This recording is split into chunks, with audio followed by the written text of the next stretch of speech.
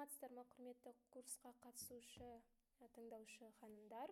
Сіздерді осы химияны оқыту әдістемесі сабағына, курсына қош келдіңіздер деп айтамын. Біріншіден, бұл дәріс сіздер үшін өте маңызды, себебі болашақта мектепке ұстаз болып барған кезде осы әдістер сіздерге көмек болады деген ниеттемін. Сіздерге осы оқылатын дәріс, берілетін білім пайдалы болады деген үміттемін. Болашақтарыңызға сіздерге сәттілік. Видеоны басынан бастап аяғына дейін көресіздер деген үміттемін. Енді ең бірінші, біз бұл дәрісте бірінші сабағымызда химияға кіріспе, химияны оқыту әдістемесі пәнінің негізгі мақсаты және міндеттер туралы айтатын боламыз. Енді ең бірінші болып біздің курс силабусымен таныса кетейік. Жалпы химияны оқыту әдістемесі бұл болашақ химия мұғалімдер үшін ең бір маңызды пәндер болып табылады. Ол тек химиялық заңдылықтарды білу ғана емес, химия бойынша білімдеріңіз қаншалықты көп болса да, бұл оқушыны санасына қарай тиімді жеткізу тәсілдерін құрайтын химияны оқыту әдістемесі. Енді студенттерде химияны оқытудың заманауи технологиялары, әдіс-тәсілдері, неше түрлі теориялық практикалық негізге сипатталған қалыптастырушы факторлер бар, және сол факторлерді қалыптастыру мақсатында осы пән сіздерге оқытылатын болады. Енді менің аты жөнім, осы курстың оқытатын Рахметел Насирланқызы. Мен осы СДУ университетінде химия пәнінен мұғалім болып жұмыс істеймін және лаборатория қызметшісі болып жұмыс істеймін. Енді бұл сабақтан сіздердің қалыптастыратын құзыреттеріңіз осы. Бұл кәсіби педагогикалық даму, сабақ жоспарын құра білу және оқушылардың жас ерекшеліктеріне сай химияға қатысты білімдерді беру және тәжірибелік әрине химиялық демонстрациялар мен зертханалық жұмыстарды шеберлі түрде оқушыға жеткізу әдістемесін құрайды. Енді бұл жерде әдістемелік күрделі тақырыптар бар, мысалы электронды конфигурация деген секілді. Соларды қалай қарапайым тілмен біз оқушыларға жеткізу керекпіз. Әрине соңғысы бұл цифрлық оқыту. Қазіргі заманда жасанды интеллекттің дамыған кезеңінде сіздерге осы заманауи методтарды қалай қолдану керектігі туралы да айтып өтетін боламын. Мына жерде бұл біздің апталық тақырыптар мен іс-әрекеттер. Сабақтың басында келіскендей, мен сіздерге осылай видео сабақтар, дәрістер түсіріп отырамын. Сіздер өздеріңізге ыңғайлы уақытта жұмыстан тыс қарай алуға мүмкіндіктеріңіз болу үшін. Осымен өздеріңіз бір танысып кетсеңіздер болады. Google Classroom-ға да жүктеп қойдым. Енді мына жерде біздің баға қою саясатымыз бар. Бұл жерде бізде аралық бақылау болады. Бұл midterm exam. Ол жерде біз 16% береміз. Бір ғана midterm болады сіздерде. 6 аптадан кейін, яғни 6 лекция өткеннен кейін. Одан кейін бізде практикалық сабақ болады. Практикалық сабақты сіздер жүргізесіздер. Белгілі бір тақырыпты таңдап, химия пәні бойынша, сол бойынша мына жерде сабақ өтіп қорғайтын боласыздар. Және ең соңғысы үй тапсырмасы. Әрбір сабақтан кейін мен сіздерге үй тапсырмасын беріп отырамын. Және сол үй тапсырмасын біз сабақ кезінде талдайтын боламыз. Соған мен баға беріп отырамын. Және ең соңғысы ол қорытынды емтихан, ол final экзамен. Ол 40%-ді құрайды. Осы біздің өткен барлық материалдарымыз бойынша сіздерге беріледі. Енді жалпы айтқанда кіріспеден бастайық. Химияның оқыту әдістемесі, жалпы оның мақсаты мен міндеті дегеніміз не?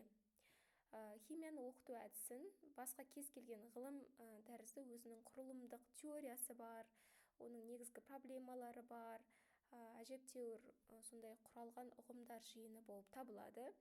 Енді бұл пәннің мазмұнының мынандай 3 түрлі басты блоктары бар. Бірінші ол, мына жерде көрсетілгендей, кестеде осы заманға дидактикалық талаптар тұрғысынан мектеп химия курсының мазмұны. Қазіргі кезде бізде химияның мазмұны қандай? Оны әрине біз әр жыл сайын бекітіліп отырған мазмұн болады, документ болады. Сол документтен сіздер көре аласыздар. Оны химияның ұзақ мерзімді бағдарламасы деп айтылады. Енді химияны оқыту процесінде оқушыларды тәрбиелеу жұмыстарын жүргізу керек. Сонымен қатар химияны оқыту процесінде оқушыларды дамыту процестері ол әрине химия пәні мұғалімінің мойнында болады. Химияны оқыту процесін ұйымдастыру ол бізде оқыту әдістері және олардың нәтижелерін бақылау, ол мұғалімнің құзыреттілігінде. Осы заманғы химияны оқыту технологияларын қолдану, EI-ді, жасанды интеллекті, 3D принтерлерді, әртүрлі әдістерді қолдану керек, және химия пәнін оқушыларды оқыту және тәрбиелеу құралдарын қолдану керек. Біз сонымен қатар химияны оқытуды ұйымдастыру формалары бар. Ол сабақты жоспарлау, күнделікті әрбір сабақты жоспарлауымыз керек, инклюзивті іс-шараларды қосу ол мұғалімнің құзыреттілігінде болып табылады. Енді әрмен қарай химияны оқыту әдістемесінің құрылымы мен функциялары бар. Енді оқыту үдерісінің құрылымы бізде химияда 3 бөліктен тұрады. Біріншісі ол білімділік, тәрбиелік және дамытушылық. Бұл осы бірліктерді қолдану аясында келесі бір функциялар бізге жүзеге асырылады екен. Бірінші, білімділік арқылы ол оқушылардың ғылыми білім жүйесін меңгеруі жүзеге асырылады. Тәрбиеліктің арқасында тұлғаның көзқарасы мен құндылықтарын қалыптастыру. Жалпы химияда қандай құндылықтар бар? Сол құндылықтар туралы ойлана кетсеңіздер, үй тапсырмасында ол сұрақтар сіздерде практикада мен тағы сұрайтын боламын.